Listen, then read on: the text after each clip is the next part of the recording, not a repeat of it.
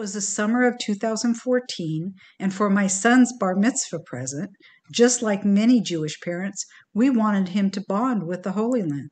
Oh, it worked perhaps too well. My husband had stayed back at the hotel, and our friends, my son and I, had just stopped in a pharmacy. Run to the bomb shelter, sweetie. Please hurry. I didn't hear the sirens at first, but the Israelis did. They're used to hearing these things. We ran to the back of the storeroom. It was a 12-foot by 24-foot windowless bomb shelter. My heart's pounding. Boom! Boom! I hear it and feel the percussion of the exploding bombs. I'm trying not to get sick. I look at my 13-year-old son and I think I'll never forgive myself if something happens to him. That's an excerpt from a speech I gave to the Orange County Jewish Bar Association. It was the first, but not the last time we had to run to a bomb shelter.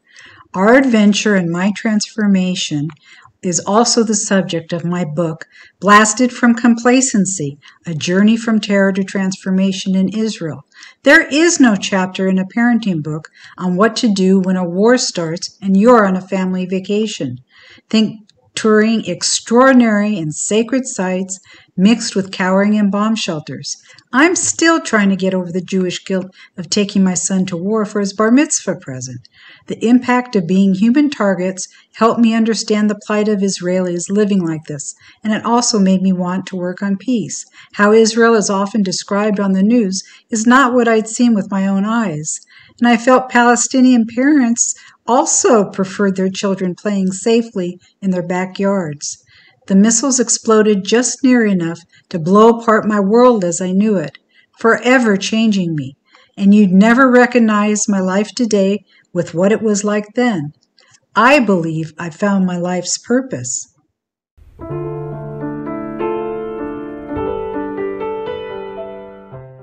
Hello, I'm Penny St., and I'm the host of Peace with Penny.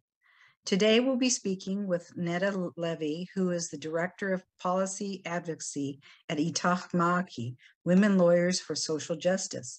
It is an Israeli advocacy organization working to advance the rights of disenfranchised women and elevate the voices of diverse women in public discourse. Itach-Ma'aki both mean with you in Hebrew and Arabic respectively, and their organization is built on a structure of Jewish-Arab partnership. Via legal aid, litigation, policy change, leadership training, public advocacy, and community organizing, Itach-Ma'aki advances the rights of women from marginalized groups in Israel.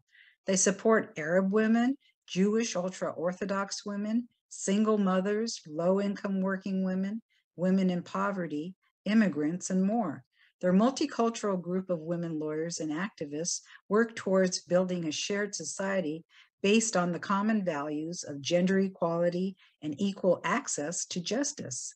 Netta is an attorney and has worked with Itach-Ma'aki since 2012. She is leading the project to advance the implementation in Israel of UNSC Resolution 1325 in Israel and the UN Sustainable Development Goals for 2030. Prior to joining Itach-Ma'aki, Netta was a documentary filmmaker and a journalist and worked as a news correspondent and anchor woman for Channel 10, as an editor at the daily Yediot Achar. She'll have to help me with this. Yes. That's what I said. Newspaper, and as an editor and correspondent for several radio stations in Israel. Welcome, Netta. How are you doing? Thank you very much, Penny. Thank you for having me. It's such a pleasure. Yeah, the Hebrew language is for us a little bit challenging at times. Your organization does so much, and as a woman, I especially thank you for it. Can you give us an overview of Itach-Ma'aki? Yes, of course, sure. So thank you again, Penny. And as you said, Itach-Ma'aki Itach is in Hebrew and Ma'aki is in Arabic, with you in a feminine tense. And the organization was established in 2001 by a group of feminist lawyers, lawyers who were promoting feminist values and achievements also during the 90s, but in the beginning of the millennium, they decided to establish an organization that will focus on marginalized women, on the rights of marginalized women. And we started with a hotline for women that live in poverty, women workers, that their rights have been abused, and women that live on social stipends from the state. And during the years, the organization developed, and we have now 3 offices. One is in the center in Tel Aviv, one is in Haifa, and one is in Beersheba. And we are, as you said, we work together, Arab, Palestinian women, citizens of Israel, and Jewish women. I'm a Jewish woman. Most of us are advocates, but not all of us. And we do law in a very flexible manner of the word law, meaning that we also represent women in court without any payment, pro bono. And we also work a lot in the Knesset, in the Israeli parliament, and we also work with community change, working with women, with grassroots women to create new norms, to change norms that offend women, and even if it's not in the law, but it's part of how some of the communities treat women. We are trying to create changes and to promote women's rights. Awesome. I know, of course, by serving women, you do serve men, but are your clients all women? Yes, our clients are women. We have, as I mentioned, we have a hotline, and the hotline is designated to women from low income status and jobs, and women who live in poverty. But simultaneous to that, we have other projects that are more aimed at policy change. One of them is called City for All, and City for All is in Hebrew it's called Ir Lechulan. Ir is city, but Lechulan is for all in feminine tense. It's only in Hebrew you can understand that. And this is a project where we try to assimilate and to implement gender perspective into strategy programs and work of municipalities throughout Israel. We're working in mixed cities and in different cities around Israel. Haifa is one of the biggest cities that adopted and that worked with us on that. And as you said, I'm part of 2 of our projects. One, huge projects. Yes, one of them I think we will discuss quite a lot during our talk is advancing UN Security Council resolution 1325. This is the number. Maybe we'll elaborate about that. Yes, briefly. we're going to talk about both. Well, you have so many projects, we can't get to all of them, but definitely the 2 that you are, I mean, just understanding them. We could do a whole thing on one of them, but I want to get to, a cross section, but wonderful, wonderful projects. So go ahead. Sorry. I think that the 2 projects have something in common. 2 of them are our attempt as feminist activists, Israeli feminist activists, to take very progressive and important international law or international decisions and to localize it to Israel, to the Israeli reality. One is 1325, which we will elaborate, because this the 1325 is Women, Peace and Security. This is the title of this UN Security Council resolution. And the other project is advancing the implementation of the Sustainable Development Goals. It's 17 goals that the UN, all state members decided on, 17 goals that all state members have to achieve until the year 2030. One of them is peace, goal number 16. And another is gender equality, number 5.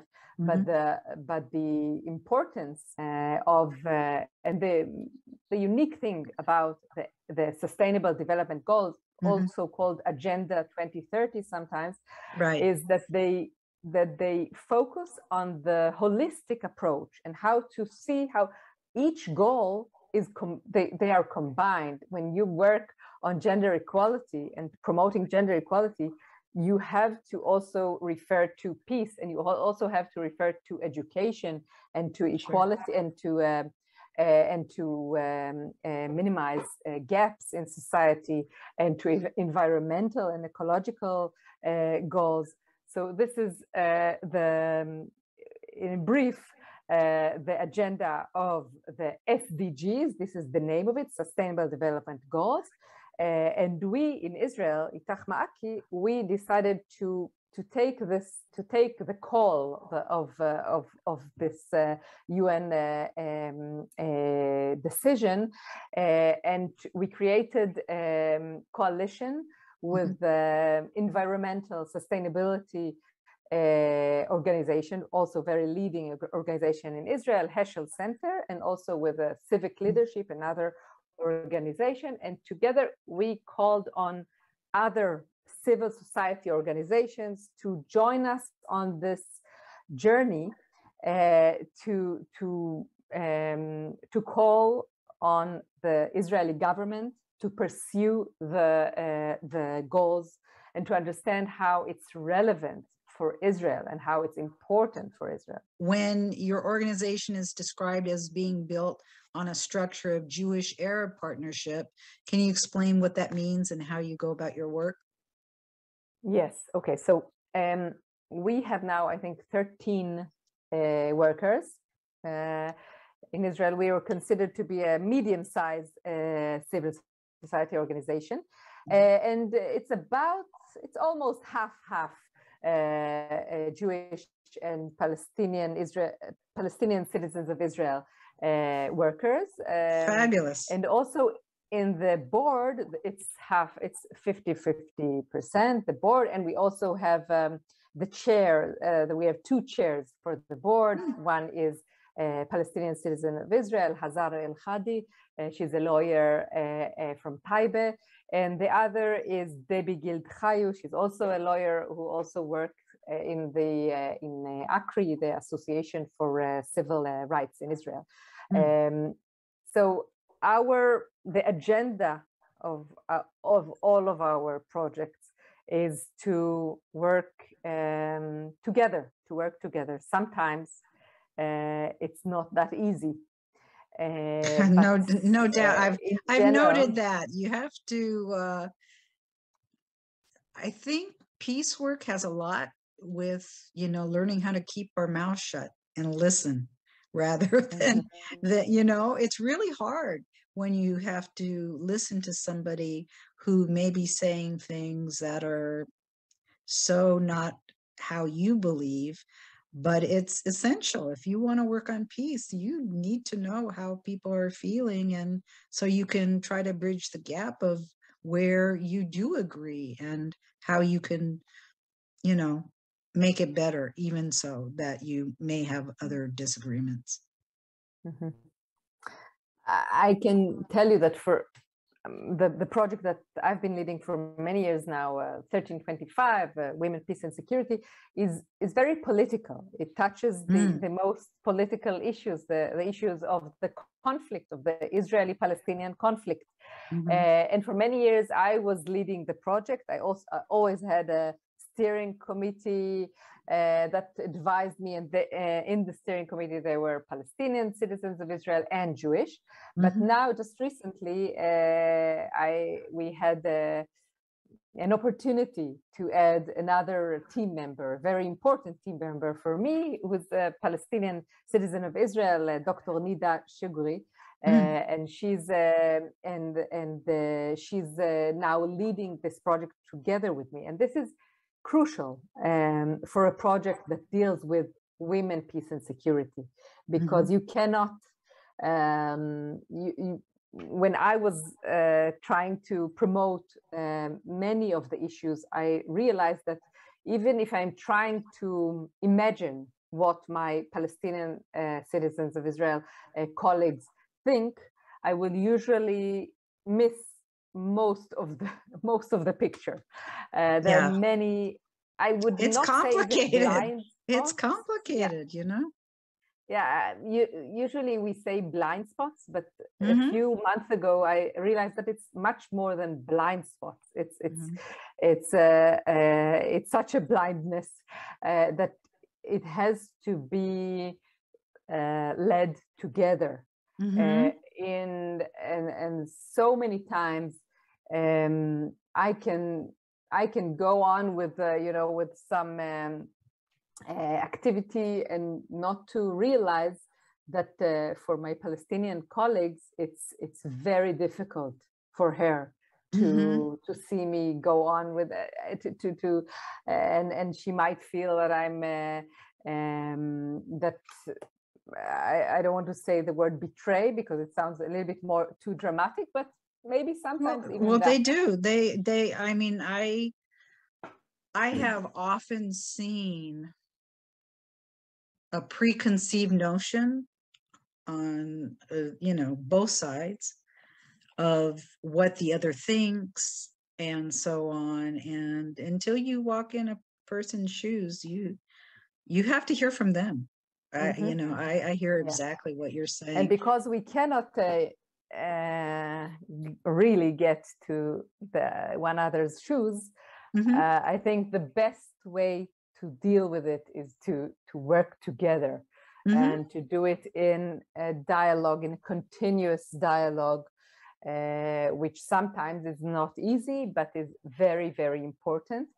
I can give you an example. Sure.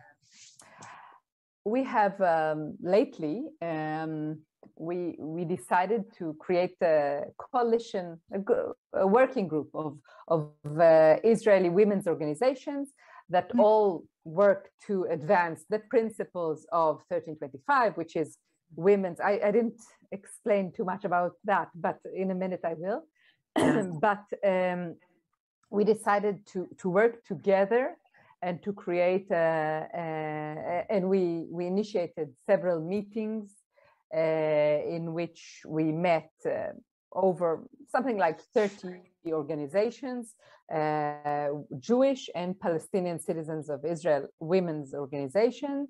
And usually these organizations work together in a great manner on issues of welfare, of fighting poverty, of gender violence, and violence against women and children. But when it comes to the essence of 1325, the peace and the conflict, this is when usually you have many, many obstacles. And recently, just a few weeks ago, we decided to write a letter together to the Prime Minister, asking him to minimize the distribution of weapons in the public sphere and in the civil sphere. And we said together, women, Jewish women, Palestinian women, inside the Jewish community, ultra-Orthodox women. It was 45 organizations from very different perspectives and backgrounds, and we all said to him, asking people to go carry your weapons to the streets will only jeopardize us. This will not give us more security. On the contrary, it's a danger, and the numbers speak for themselves. Yeah. Israeli society is like any society, but in terms of complexity in a very small area, is extremely complex. And I over the last few weeks, I've been looking at it more closely, and because I was studying her organization for one, and another one, but you have in the US, we still have a gender gap. Otherwise, I don't know, in the recent Academy Awards, it was unfortunately very funny that the three, one of the opening jokes by three comedians, three female comedians who, started the show, was that the reason there were three of them was because they could afford that for the price of one male. And while it's funny, as someone who, grew up in corporate life and was one of the few female managers and consultants, and so are we still talking about this? But it's unfortunate how that we are still talking about it. There still is this gap. Society works very slowly, but in Israel specifically, it's because of the there's some very percentage-wise, you have segments of the population that culturally, religiously have a huge influence on the society in terms of, for instance, the ultra-Orthodox or the Orthodox, with beliefs that being more conservative or reform and feminist,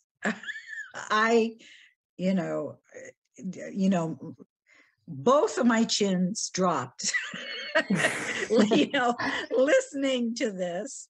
But I'd like to talk a little bit about the unique cultural issues that are found that you work on in the ultra-Orthodox and some of the other communities, because they're unique. And I think most people in the United States or outside of Israel or outside of that world, even many Jews like me, aren't familiar with the disparity and how women are treated versus men, and what they're allowed to do and not allowed to do. So just if you could add some of that before we get into your other stuff, important information, because it's listening to some of the stuff, I felt like I was on another planet. Even though I'm Jewish, I'm going, what? But anyway, can you talk about how the ultra-Orthodox impacts and politically how that all plays out? I think that the answer to your question is most vivid in the political area, and this is where we've been also involved. And specifically, we represented in a petition that was submitted to the High Court of Justice in Israel a few years ago against one of the ultra-Orthodox parties. The ultra-Orthodox parties are very not only powerful, but they have many seats in the parliament. They have, I think today it's 16 seats out of 120. Yes, so the percentage of the ultra-Orthodox parties is not minimal, and the petition was against the bylaw of this party, the Agudat Israel, which in the bylaws specifically said that only men can be members of the party. The outcome of this bylaw is that there can't be any woman in the political party, in the Knesset. And there aren't any laws in Israel that oblige parties to have a quota, or there are many different ways in many different countries that have that adopted tools in order to advance women's representation in parliament. Yeah, when I learned that, did you hear me scream over in Israel? I could, I mean, our reality here is, it's so outrageous. I mean, of course you feel the same way, but our reality here, first of all, Jews are a minority anyway here, and so diluted our, we have a huge impact given our numbers, but, compared to the US, we're a small number. But there, when you're dealing, there's 20% Arab population, but 80% are Jewish. And to hear that, oh my God, like I said, you could have heard me scream in Israel. But anyway, go ahead. It's too outrageous, but go ahead. So at first, it seemed as if we will not have a success with this petition, but in legal tense, we kind of won, I would say, because after the petition, the party changed its bylaws, and now, according to the bylaws of the biggest two ultra-Orthodox parties, it doesn't say anymore that only men can be members. However, they told the court that it will not have any significance in reality. And that was January, or no, the verdict was given on January 19.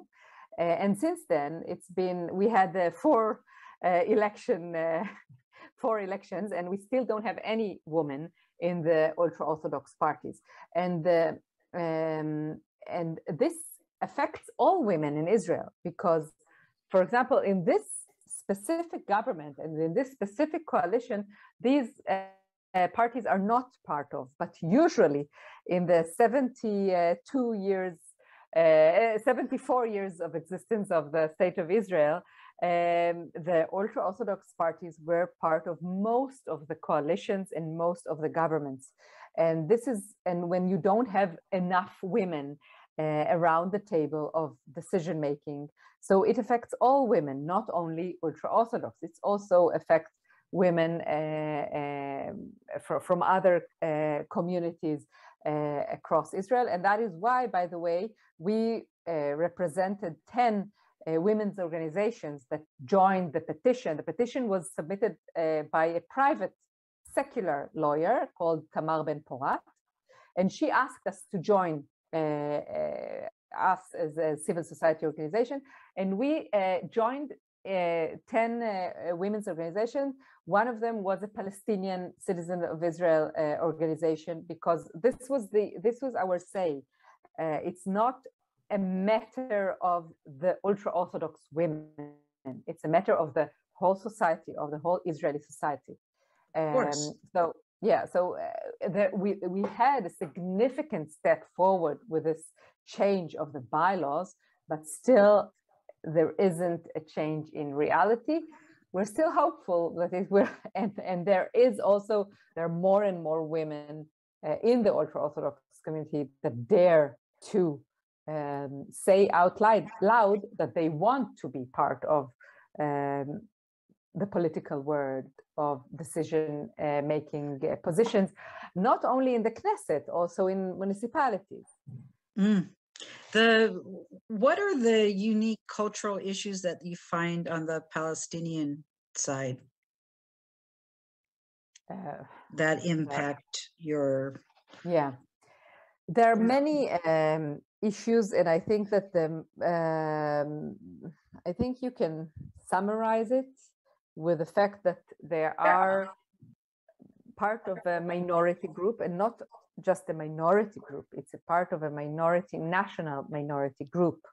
And this puts them in a very difficult circumstances in which inequality is part of their daily life, in which, for example, when the tension was again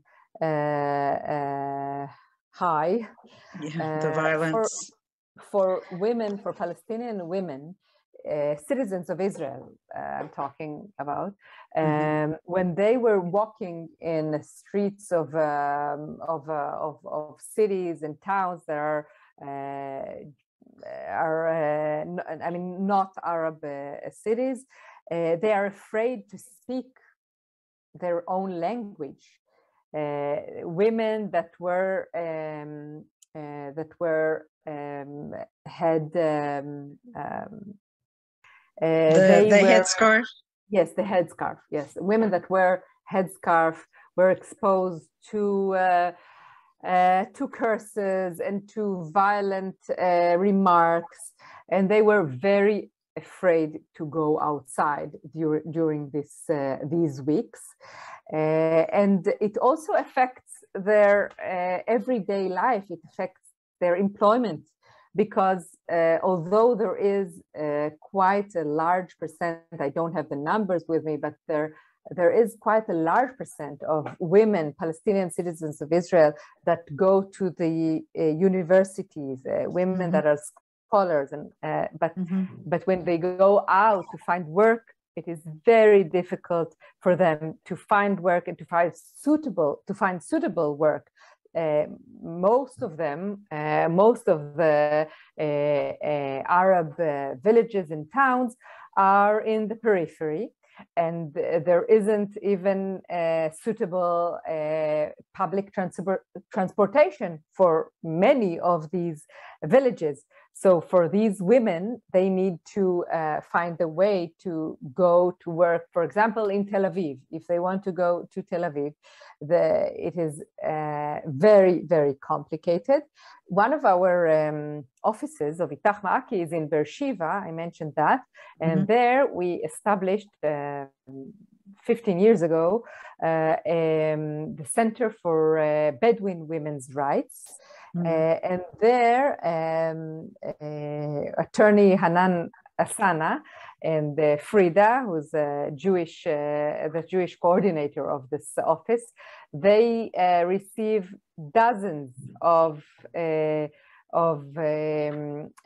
calls from Bedouin women, Bedouin women in the Negev, who are exposed to many problems in their day-to-day life. Some of them live in unacknowledged villages which don't have water supply and which doesn't have education system.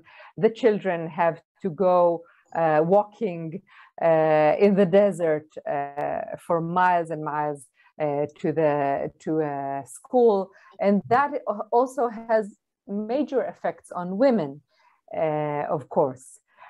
So it is not easy for me to summarize all of the problems. No, there's so many. I see that there's so many, and there are other folks also that I wanted to get to, but I also wanted to get to your different programs. But I did want to say, even not in general Israeli society or with the government and infrastructure, but even within their own communities, that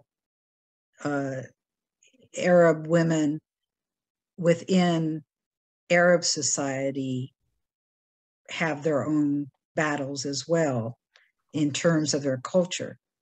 So yes, can you explain a little bit about that? Because I mean, they're at home, they get this, and in public society, they have other issues, but what are the, I mean, things that obviously you and I would think aren't quite right, but what do they face at home as being a woman versus a man? Mm-hmm.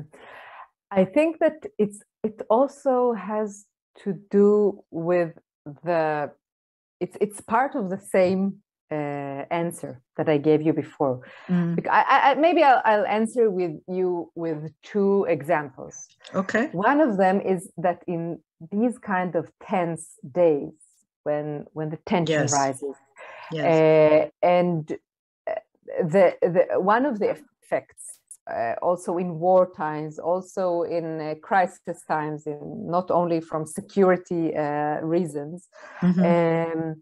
When the tension rises, the tension also rises at home, and the violence, the domestic violence is also something that happens throughout society. As we all know, it's not something that is only a cultural thing. It's in the whole society. But when you are part of a minority that is deprived of many of the rights, and that has high difficulties in earning a living, and when the men are getting fired or also being abused in the public sphere, many times it also has an effect inside the home. And in Israel, all around Israel, and unfortunately, this is not only an Israeli problem, but this also has an influence, and a unique or a graver influence on women from Palestinian citizens, from Palestinian villages and society. And I will also give you another example. I was talking before about the private weapons and the issues of the weapon distribution in the public sphere. We saw recently the politicians in Israel calling on people to carry their weapons. Right now, when they are saying that, Jewish politicians, but when they are saying that, they're thinking about soldiers or ex-soldiers that have a gun and that can use it in the public sphere. So first of all, as I said before, these guns also cannot really only jeopardize us. But these guns, even if they are in license and they are owned by people that were trained, many of them are being stolen and you have major problems of guns also stolen from the army and from private owners, and also from security guards that have to take their guns home after the work. And these guns are being stolen, and this is one of the major problems of Palestinian cities and villages in Israel today, and and we are very much worried about one of the latest government's decision. The defense minister, the interior defense minister, decided that there will be more people, people that were in police force, will also be able to carry guns as civilians, and this means more guns in Arab villages, more guns in the streets. I don't know if you heard a month ago, a girl, a 16-year-old girl in a Palestinian village in Israel, studied to her exams. And outside there were gangs fighting with the guns, and one of the bullets just went through the window, and she died. She died. Yeah. And this is the same weapon. I mean, of course, this weapon was a stolen weapon. It's not a weapon with a license. But this is the outcome of having more guns in the streets. It's like they talked about the Wild West. Yes. It's horrible. Anyway, we could talk so much about all of these different areas, but I really want to get to your various wonderful programs. So let's do that. First, we will talk about the UN Security Council Resolution 1325 that there's a picture of you here. Okay. Can you talk about? Yes. So I wanted to elaborate a little bit because your program is called Peace with Penny. So I think that 1325, I presume that this will interest you more than anything, maybe. So I will talk a little bit about... so far it all interests me, so... Okay. So 1325, the number of the Security Council resolution, it was a historic resolution. UN Security Council resolution was passed in the Security Council 21 years ago. It was an historic resolution. It was the first resolution of the Security Council that referred to women at all. There weren't any references to women in Security Council resolutions before. It is very important to remind us all that the Security Council of the UN, the goals of the Security Council is to prevent conflict, bloody conflict, and to bring to an end bloody conflict. So this resolution was historic in several manners. One is that it acknowledged for the first time that women are being affected and being severely affected by violent conflicts, because usually if you will Google pictures of war, you will usually see tanks, male soldiers, and you will seldomly see women, sometimes as refugees, yes, but you cannot see many of the women, of the implications on women that are much more than, of course, refugee is one of the worst, but it's not only that. The resolution was adopted after the wars in the 90s in Rwanda and in Yugoslavia, where the world was, because it was filmed and pictured, the world could not avoid seeing that the weapon against, one of the weapons that was used in these wars was rape. So this was one of the effects that led to the resolution. And on the other hand, it's the same equation, very non-even equation. Women are almost absent, almost totally absent from decision-making positions on these issues of peace and security.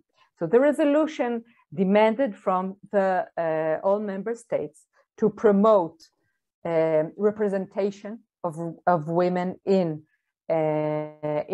decision-making bodies on peace and security issues, and to implement gender perspective, to acknowledge the effects of bloody conflicts on women, and to implement gender perspective in this discourse of peace and security as a tool to prevent conflicts and to bring an end to conflicts. I remind us all that this is the goal of the Security Council. This Security Council resolution was an outcome of long work efforts of women's organizations from all around the world, and this was their success. And after the resolution, one of the actions that was taken by many women's organizations around the world was to translate it to dozens of languages because they saw this UN Security Council resolution, as I see it, as a tool for women in conflict areas, a tool to let them, to give them, I would say, some kind of legitimacy to speak out loud in these issues, when usually women are not supposed to, or not supposed, but usually women are considered to be not to have a say on these issues. And this resolution say, yes, you have a say. And not only if you will be in the army, not at all. As a civilian, we want to hear your voice as a civilian,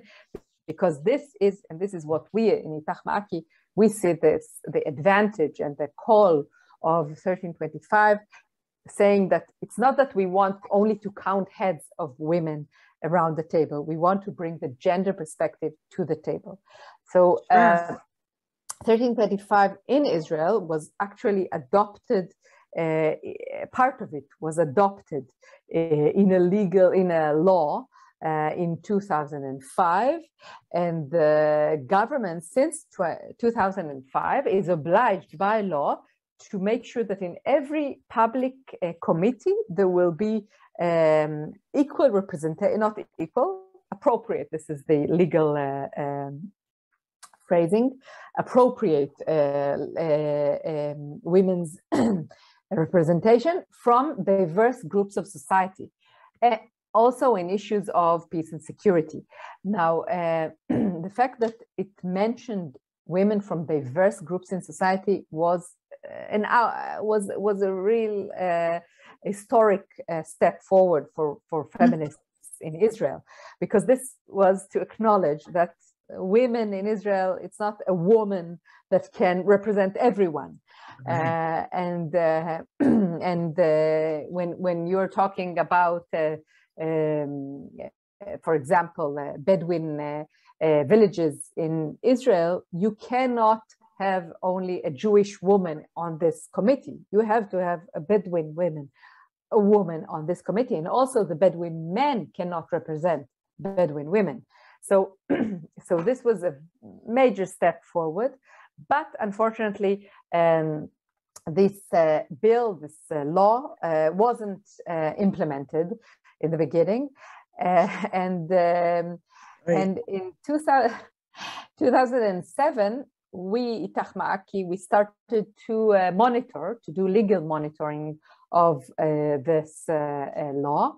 We started submitting petition after petition against the governmental committees that did not implement this law and didn't have representation of women.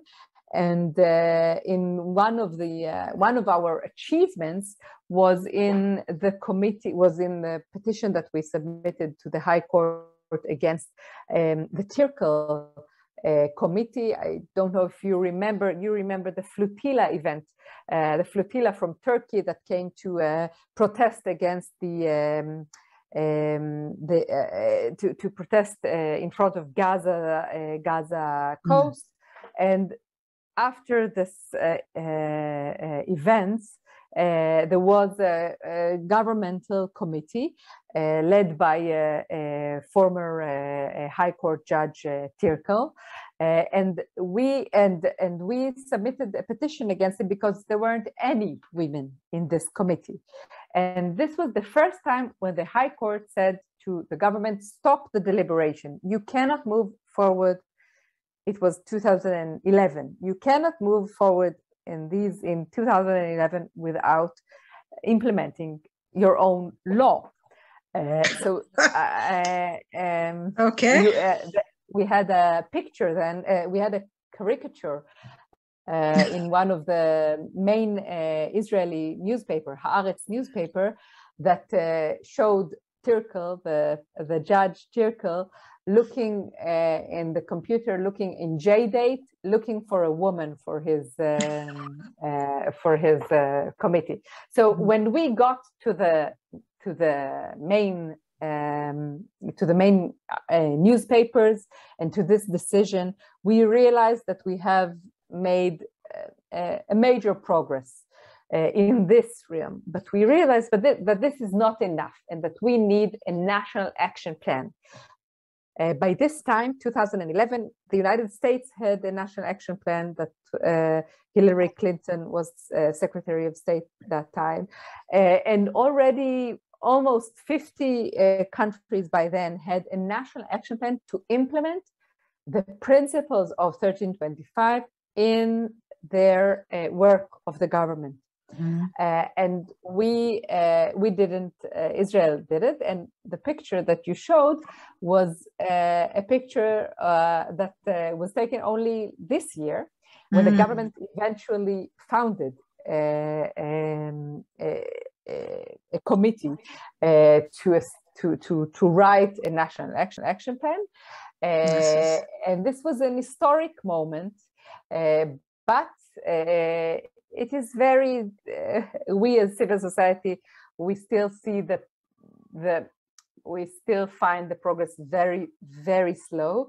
And we called on the government to use this opportunity to give more room for women and for gender perspective in this particular sphere, the peace and security sphere, because this is essential in order to create a difference. So this was, I made a very huge leap from 2011 to a few months ago. But during these years... Unfortunately, the government didn't make that huge leap. Yes, but during these years, there was the women wage peace movement was established. Mm-hmm. And there were also many changes throughout these years in the civil society arena. And just these days, I was talking about this action group of women, Palestinian citizens of Israel and Jewish women organization that are now working together. And we called together on the government to seize this opportunity, to see 1325 as a tool that will help bring a just resolution. Last year, after the May hostilities, we also had an initiative together with Palestinian women from the West Bank. We issued a letter, a joint letter to leaders, local leaders and international leaders.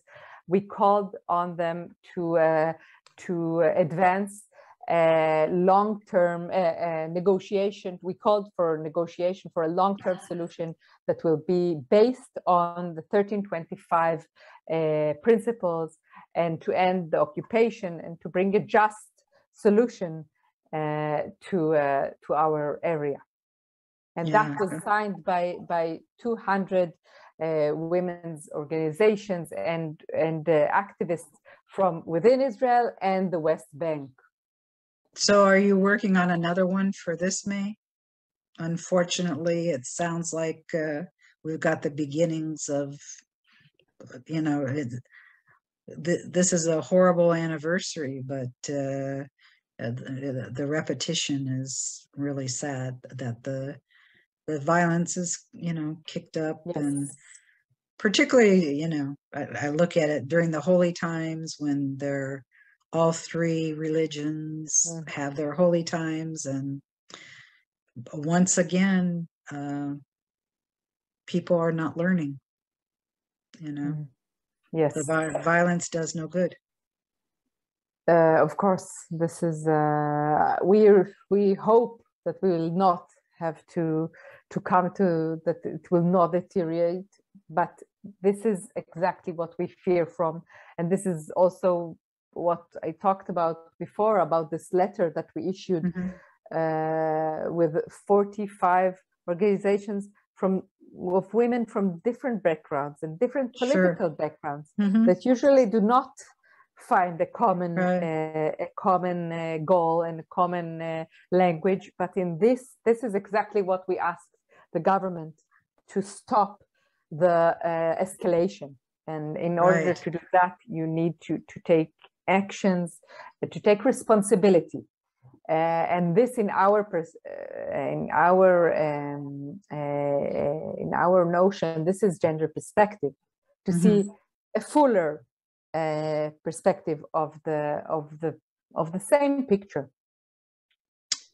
Yeah, it's really unfortunate, but let's get on to another of your incredible work, and that's the 2030 Agenda from the United Nations for Sustainable Development Goals. I've noted that a number of organizations that I've interviewed and that are out there do use the environment and sustainability to be able to work together. So can you talk about that?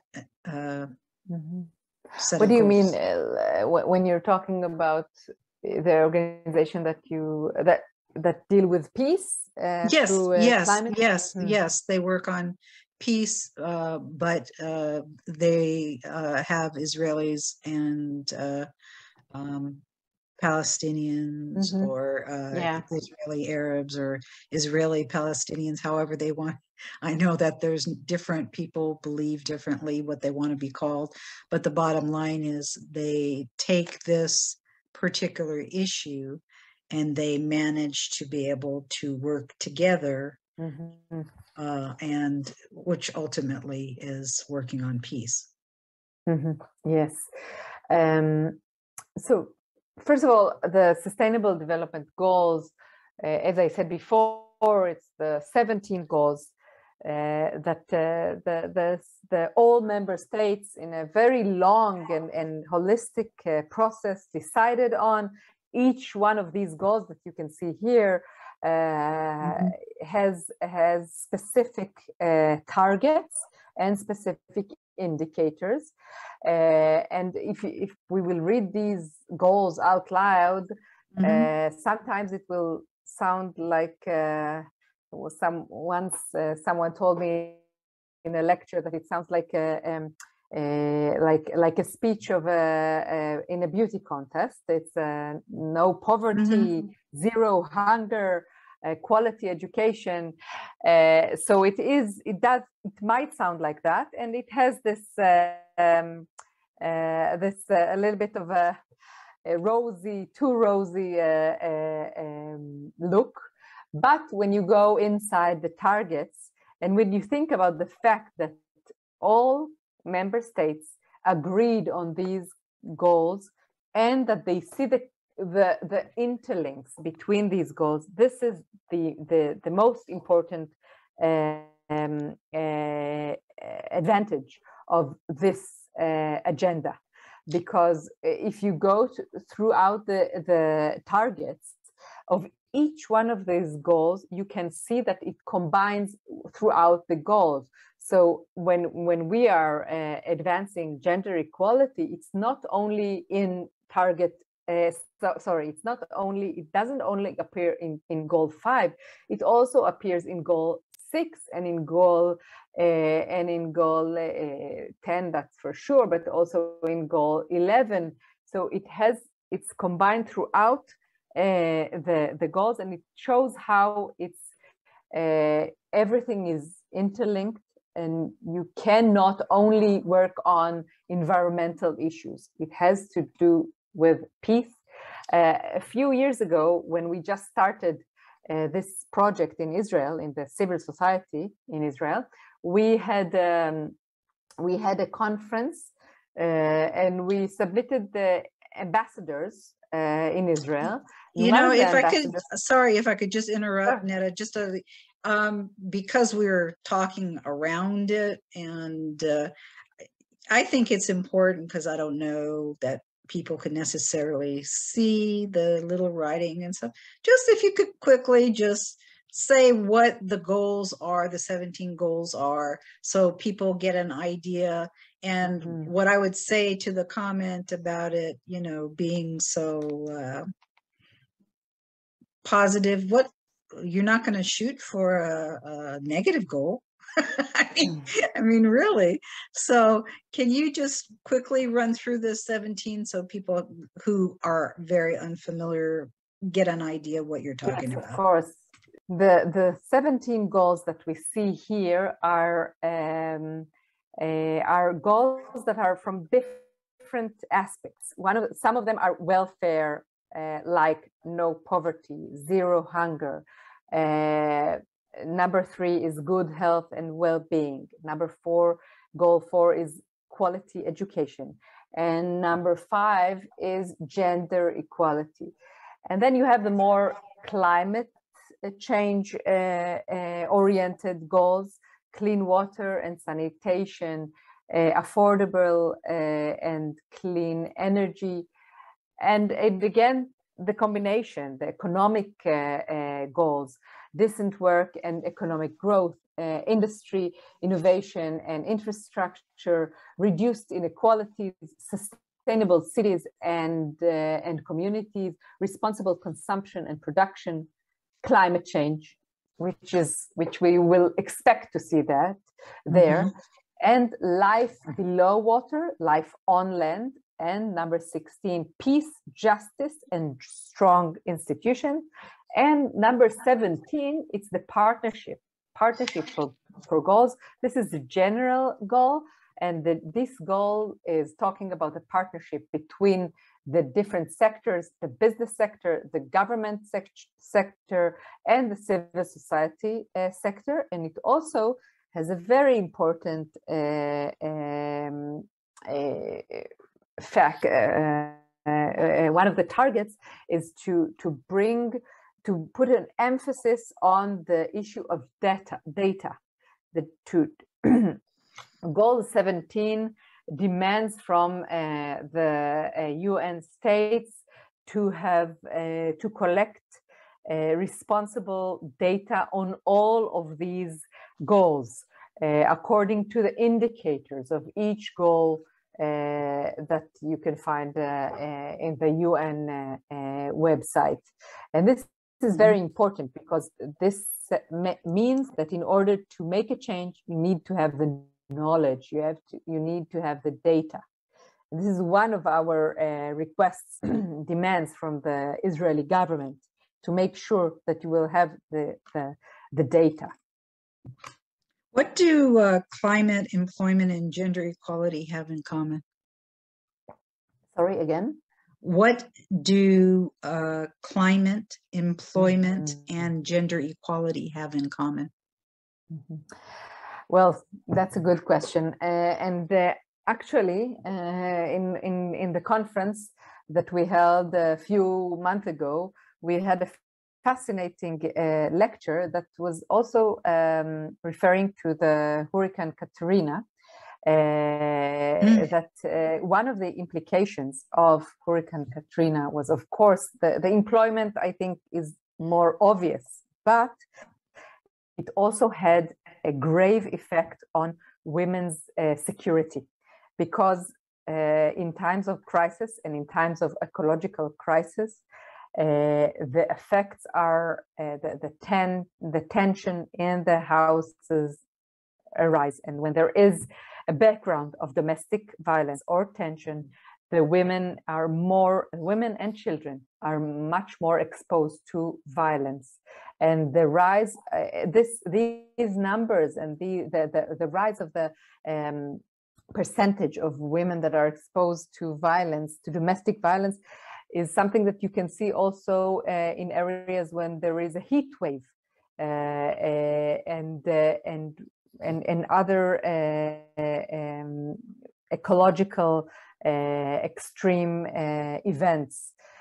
So when we were talking about security, and when we are talking about Israel, we usually think about of course the military security, but security is a much broader definition.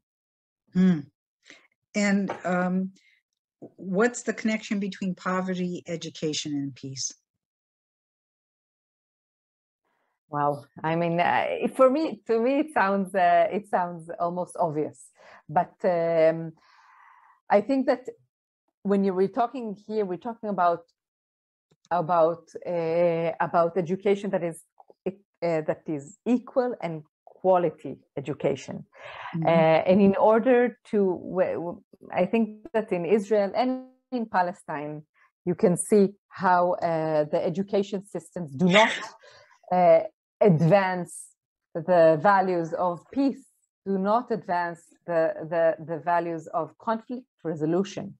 My kids, I have 3 boys, quite little, and 2 of them go to elementary school. This week they will mark the Holocaust Day, but next week they will mark the Remembrance Day for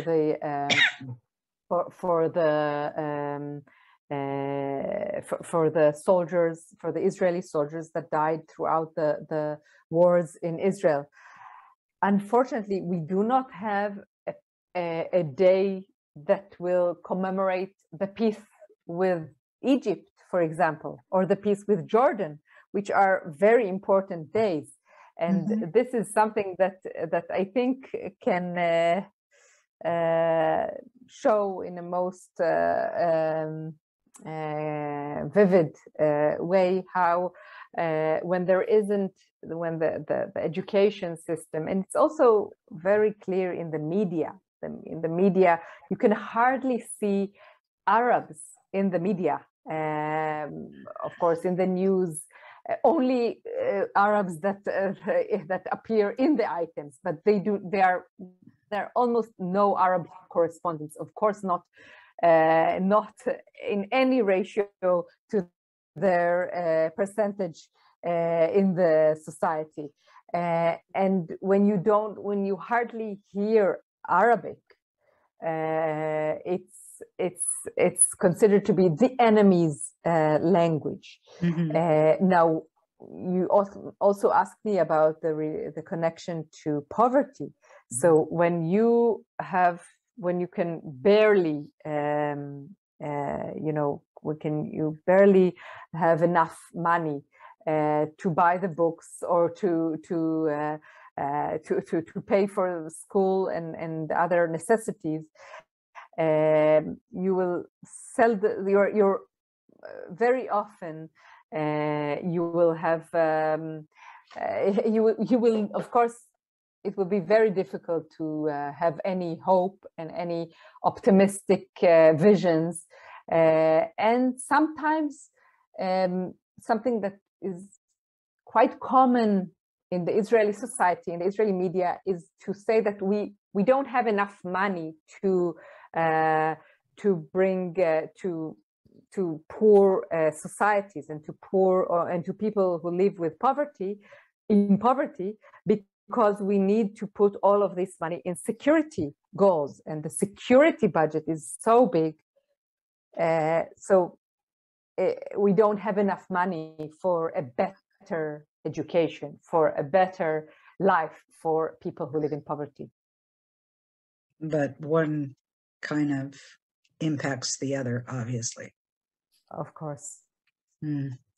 Well, unfortunately, time is what it is. It was wonderful and very informative. I really appreciate your time today.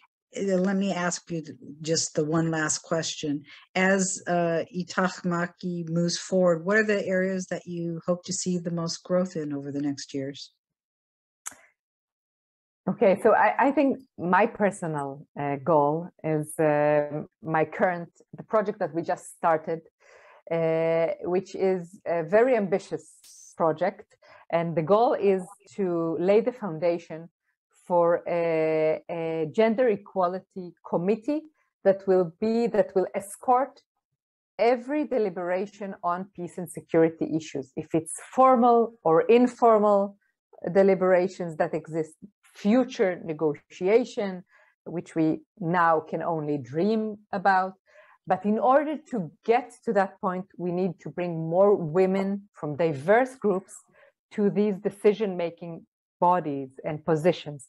And we are doing that now, also with training for women that are potential candidates to be part of these kind of deliberations, formal or informal, as I said, and also to implement this notion of this necessity of such a committee within the government and the Knesset. And this, we got the inspiration for that from the peace process in Colombia, where after very bloody conflict with a 250,000 people dead in this conflict, a gender equality committee helped not only finalize and not only achieving a peace agreement, but also had a gender perspective article in each one of the chapters, and is promoting not only the peace, but also gender equality. Well, thanks so much for your time today, Netta. What your organization is doing is so important for the health of Israeli society. Next week, coincidentally, we'll be speaking about gender equality with another peace organization involved with women's rights. I believe you've worked together, called SHIN, the Israeli Movement for Equal Representation of Women. Theirs isn't so much from a legal perspective, but from a people-to-people perspective, and they concentrate on Israel proper, not in the Palestinian territories at all. Their founder, Esther Herzog, put what they're trying to achieve this way. They try to promote women to political leadership positions. They support women and promote awareness for the necessity of basic needs, working in cooperation between Jewish and Arab women and young girls and underprivileged segments of the population. And thirdly, they try to bring about social change regarding gender issues, whether helping single mothers who are being threatened and taking away their children, or preventing sex trafficking. As you can see, many people are working very hard to improve the lives of Jewish, Arab, and Palestinian people in the Middle East, promote cooperation, and Peace with Penny strives to get the word out that there is hope for peace, whether being between genders or peoples. Next week, we'd love for you to join us again. We hope that the situation will calm down in Israel and that there will be better news for the people of Ukraine and Russia.